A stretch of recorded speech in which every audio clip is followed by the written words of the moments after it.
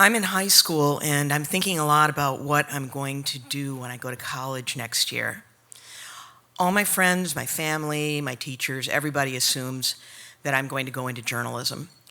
And this isn't surprising because my dad is an editor at the local newspaper.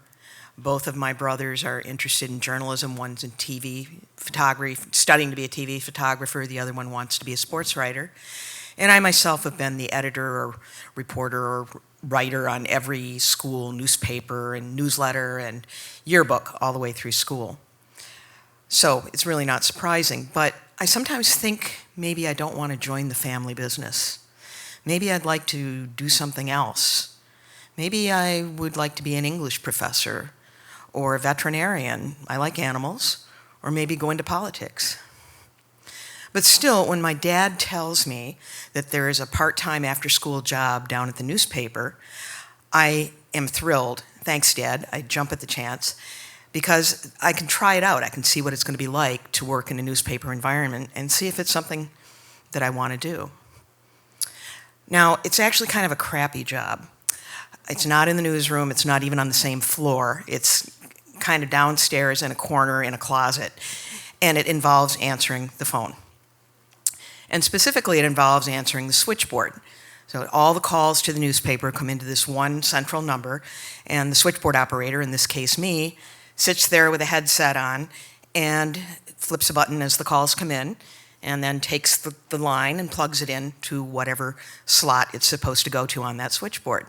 So if somebody calls in and they want to place a classified ad, it goes up here. And if they call in and complain that they didn't get their paper, it goes over here.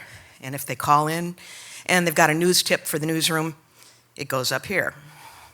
But I quickly learn in this job that people call the newspaper for all sorts of other reasons. This is decades before the internet.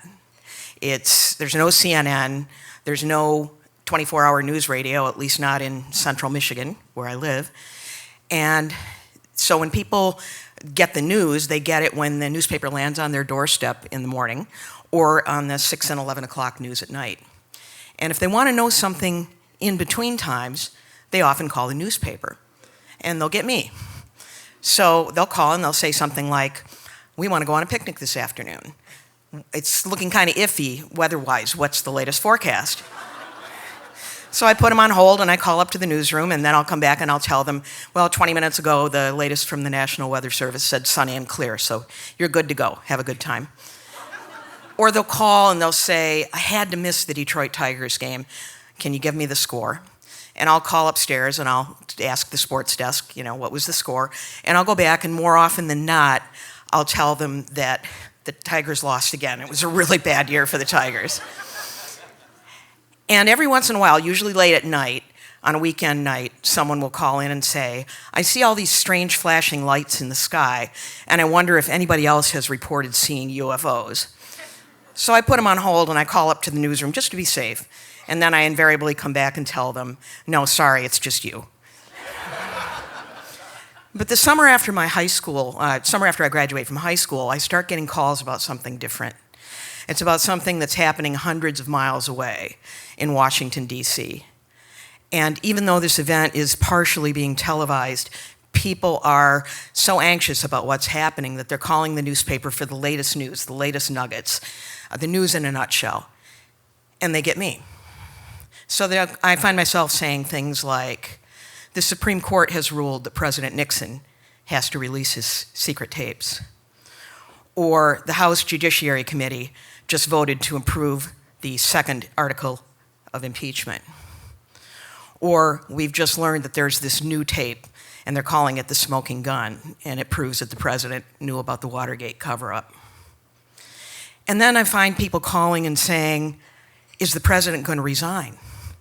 And I say, "I don't know. We don't know."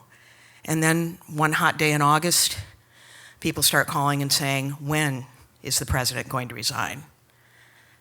And I tell them, I've written out a little script, and I say, the president will address the nation on live television at 9 o'clock tonight. We expect that he will say that he is going to resign tomorrow, and Gerald Ford will be our next president. I am 17 years old. 2 months ago, I was in high school, And now I'm telling people about the biggest news story of our time. I'm telling them one at a time over the telephone, but I am telling them. And when I go off to college a couple of weeks later, I am so grateful for that crappy little job because I'm no longer have any question about what I'm going to do. I'm not going into politics, no way. I'm not going to be a professor. I'm not going to be a veterinarian. I'm going to go into the family business and be a journalist. And that's what I do for the next 30 years. Thank you.